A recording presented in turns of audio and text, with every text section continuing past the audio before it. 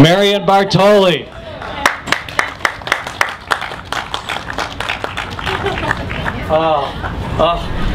Marion, it's so good to see you. I've missed you. Oh, thank you very much. It's great to be back as well. Do you remember last do. year?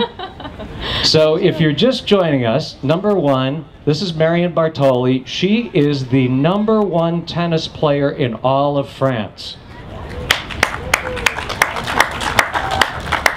Number 11? 11, yeah. In the world. In the whole wide world. I'm going to expand that. You know, we've sent an unmanned craft to Mars. In the universe. Yes, in the entire universe.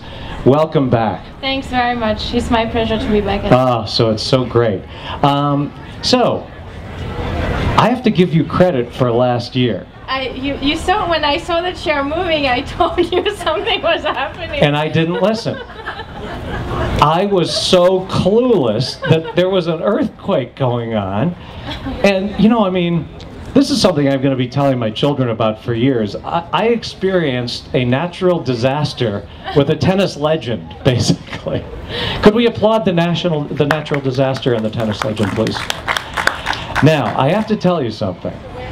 I watched your match yesterday. You are so exciting to watch. Thank you. I mean, I'm sure you've heard it before. Isn't she amazing to watch? I'm going to do just a brief impersonation of what Marion does between points. No. And then like this. Wow. Wow. I'm watching that. I got so fired up in my seat. You wanted the same? Yeah. So does that get you going? Is that the...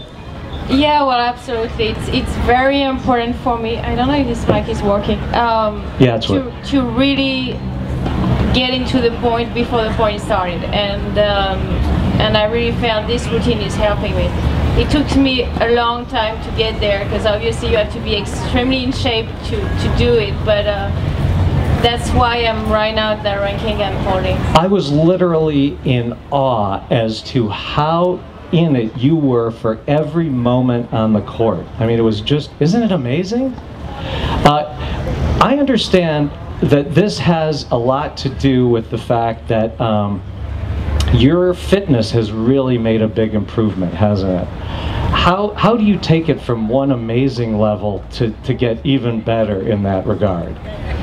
Mentally, it's got to be hard. Yeah, it's a lot of hard work, but as you said, it's very much mental. It's really the true desire you have every single day, no matter what you do, if it's on the court or off the court, to really give 100%, sometimes even more. So I really felt I had this amazing breakthrough in 2007, which is my first Grand Slam final, which was really my big year, and then I kind of falling a bit, not too far, but falling a bit back, and I really thought last year it was time again for me to really step it up again, and I was able to finish at #7 in the world.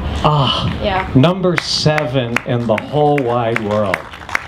Well, it's just so impressive. And now a couple fun facts.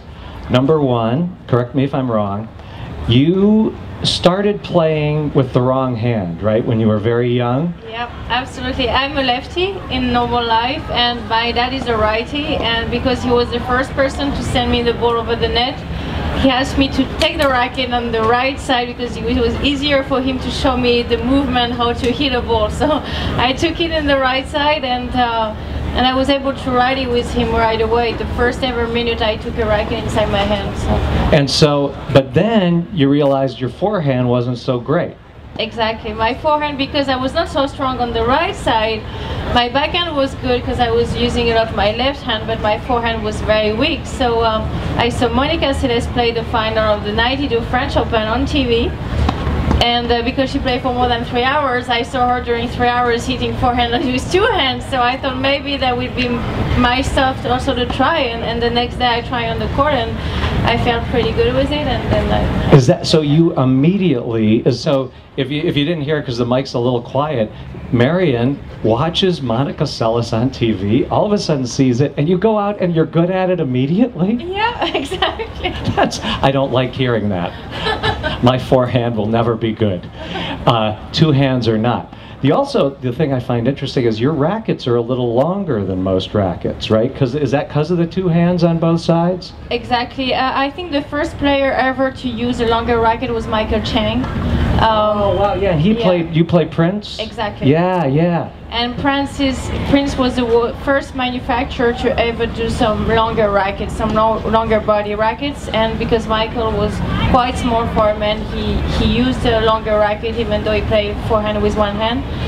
And so when I switched to Prince back in 2006, they proposed me this option because I was playing two-handed on both Really? sides. So they said they would do that for you special, so you get all of your rackets are custom made for you. Exactly, and so I start to play with Prince first week of January, and second week of January I was winning my first tournament.